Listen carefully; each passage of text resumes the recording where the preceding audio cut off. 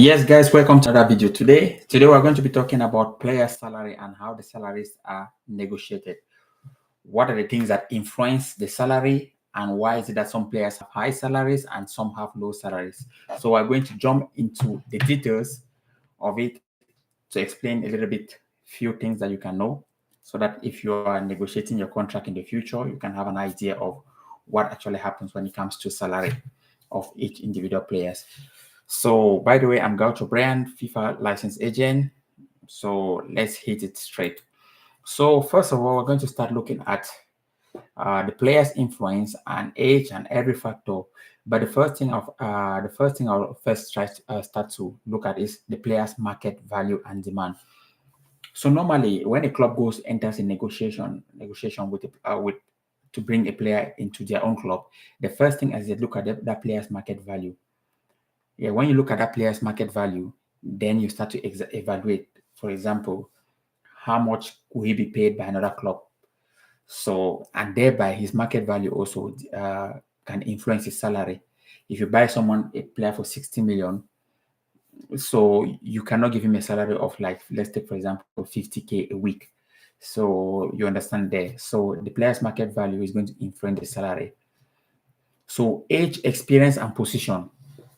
So yes, that's the next thing. So when you buy a center back, most likely, except the center back is really an elite, the best in the world, mostly the center back takes and the goalkeepers take less amount. So age, if you are almost turning 30, that's not really.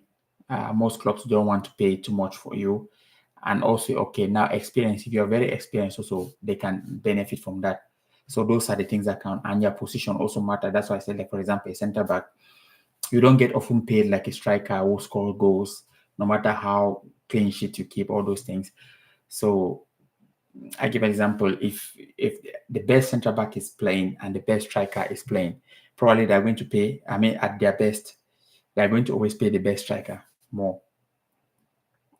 So the next, you look at also performance, stats, and contribution to the team. So let's take, for example, they can look at his former team. They can look at the player's former team, that okay, he was performing there. So there, if his performance was good, his contribution to the team, he was carrying the team on his back, probably they are going to always say, okay, we're going to add his wages. And also the club financial situation when bringing a player in also matters. So those are also few things that count. So those are the things that if you're an agent, those are the things. Just try to put some little notes, because when you're going to negotiate your contracts, these things might skip your brain if you're not really always focused on these details. So actually, these are most of the things when I'm trying to talk to player. I mean, or negotiate things. I jot these things down because it's very important. Because when you go into a negotiation room, if you don't have all these things on paper or somewhere really memorized, you might forget some. And when you come out of the deal after signing with the club, then you can't change that. So how club demand wages? So the wages also have been comparison of the similar players in that position or in that league.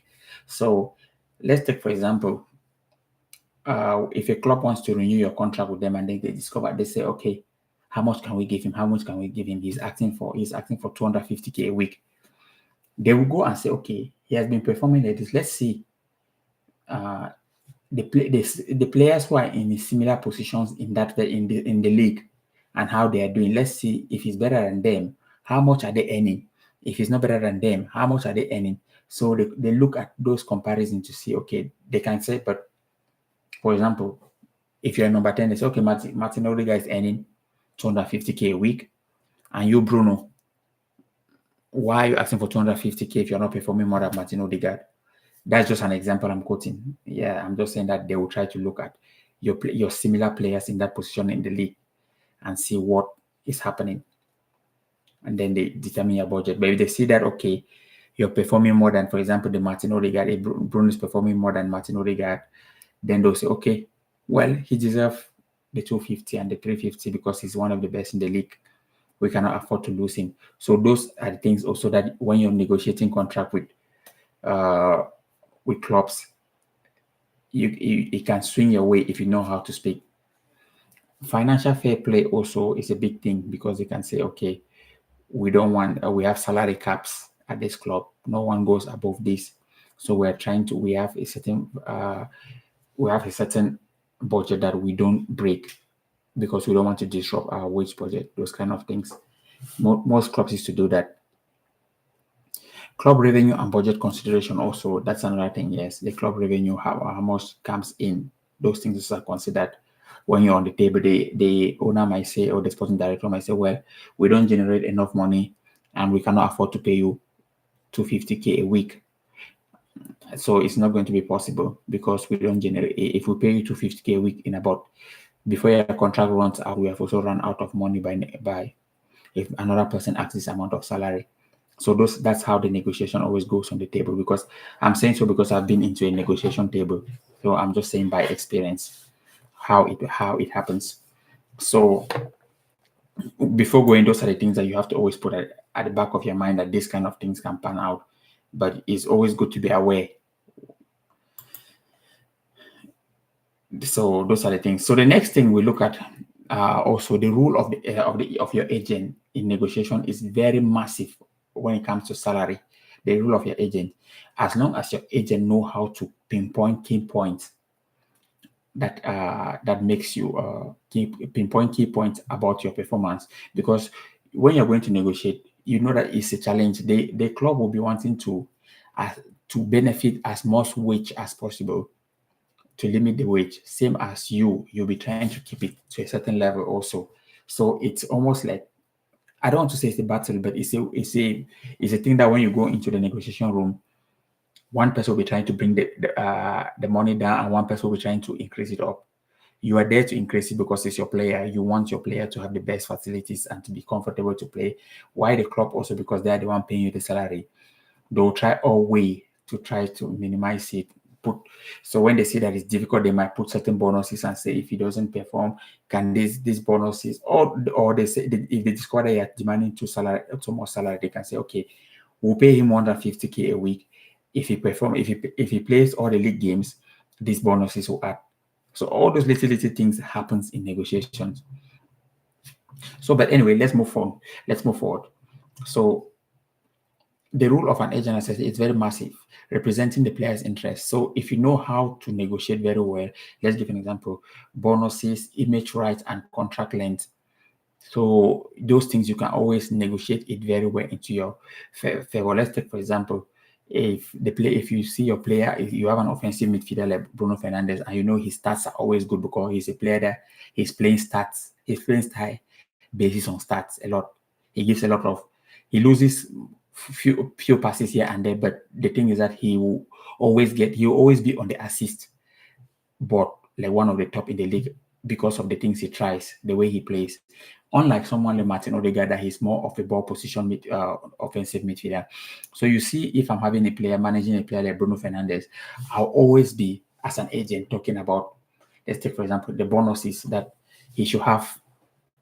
That can we put, okay, if my player give 10 assists a season, how do you, can he activate these bonuses? So those things with a player like Bruno Fernandes, you can likely tick it because you know it's going to happen, because the way he plays, he's always trying the difficult pass. And in a game, if you try 5 difficult passes, for sure one might come out regularly. So that's how he plays. And if you have that kind of player, so you have to also know your player. So these are the little details that I'm giving you, that you don't just go into the room. You have to also know what is your player playing style, how he plays, what is his strong point. Is he capable of giving more double figure assists every season? So I just give an example, which is a good example. For example, if I was the agent of Odegaard, I will not be basing him on assist. I will base him on something different. Yeah, I will base him on saying that probably he will show up consistently, even in big games, because he always put in good performances, those kind of things. But if it's based on assists, because I know he doesn't, that's not the way he plays. Okay, so then the next thing is tactics used for the best deals. The agents, always, you have to use this kind of tactics to be able to get the best deals out of your player. So as I said, you have to know what your player is capable of giving, and then you go from there. So there's also something they call contract clauses. So when salary also happen, there's also something like contract clauses. And also under the contract clause, we can talk of, we already spoke about it, but like assist, goals, the number of appearances per season. If my player hits 37 appearances, what kind of bonuses do you want to put the bonus there? And also there's also always release clauses. That release clauses comes to always, let's say, the, what I want to say is, when a player has a release clause, of course, a release, before I say a release clause, is a clause that if a club come and pays for a player who has it, the club takes the player without negotiating with his current club. But as a player also, or as an agent, when negotiating those kind of things, you have to be able to also know, is my player a player that is can be really consistent enough? Because you have to also be very educated to know what your player is. Is he training regularly? Is this the kind of player that when he has few money, he doesn't care about football, he's fine? Or is someone that still want to play to his 30s, 40s? Yes, then you know that you can always back him to play in his 30s. With these kind of players like Mo Salah or something like that, you can always negotiate, put a release clause in his contract, because if he wants to get out, this is also depends when. If he wants to get out, he has the options to get out, not being tied down, because he is going to always perform because he looks after his body very well. So tips for players always negotiating the contract. Remember to understand the contract details before signing any contract. So if you don't have an agent, of course, most people do have an agent. Always try to look at the contract and see what you're signing, because most contract these days, there might be something hidden somewhere, and the team, the club doesn't read everything. Only when you sign on paper, and that's it. The next thing is, try to always seek legal and financial advice. It's very important. Try to seek that. That's very important also. So those are the few things that I had for you guys. So I hope you keep those in mind and try to always, if as an agent when negotiating contract, because you play massive parts in footballers' career, it's very hard. You don't need to you don't need to take someone's career and waste it. So before going to any negotiation room, try to be very, very careful whatever you're doing. So yes, guys, that's what I had for you guys today. So we talk tomorrow and another day. Talk to you later, and keep me posted by dropping a message. If you like this, try to like, share, and subscribe. And I also noticed that a lot of people watching the videos are not even subscribers. We're just starting this live stream. It's going to be every day, because my aim is to educate a lot of agents, because it's quite a new industry, and I'm aiming to educate a lot of people. So you'll see me every day at this kind of time.